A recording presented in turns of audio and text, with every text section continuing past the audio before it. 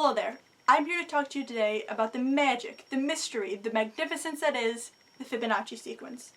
You see, back in the 1200s, a guy by the name of Leonardo of Pisa, or Leonardo Bonacci, a famous Italian mathematician, stumbled across this weird set of numbers when he was trying to see how fast rabbits could breed in ideal circumstances.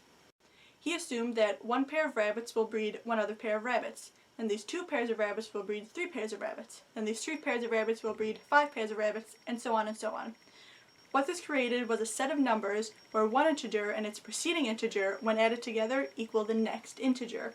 In other words, 0 plus 1 equals 1, 1 plus 1 equals 2, 1 plus 2 equals 3, 2 plus 3 equals 5, 3 plus 5 equals 8, and so on until infinity. And thus the Fibonacci numbers were born. Now, fast forward several hundred centuries, and mathematicians everywhere are still fascinated by the sequence. You see, these numbers appear everywhere, and I mean everywhere. The seeds of a sunflower, the spines of a cactus, the bracts of a pine cone all form these whirling spiral patterns that when added together equal Fibonacci numbers. These numbers are also found in architecture, nautilus shells, petals, tree branches, the human body, galaxies. They even show up in that one song by Tool.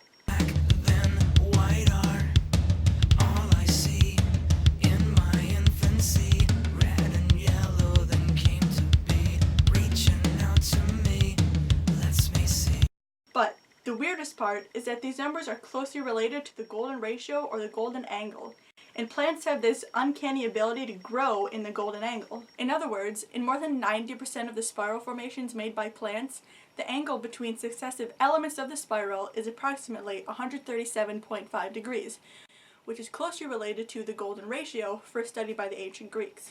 So plant petals or leaves end up growing in this spiral formation, with the number of all the petals or leaves adding up to, you guessed it, Fibonacci numbers. The obvious question is, why? Why do almost all plants grow in this pattern? Well, botanists and scientists alike have come to the conclusion that this ratio exists because that particular growth pattern evolved as the most effective. In plants, this means maximum exposure to light. So plants grow in this formation, get the most amount of sunlight they can, bada bing, bada boom. Plants are obviously the ultimate mathematician. Alright, so it seems that there are Fibonacci numbers everywhere. Who knows where they're going to show up next?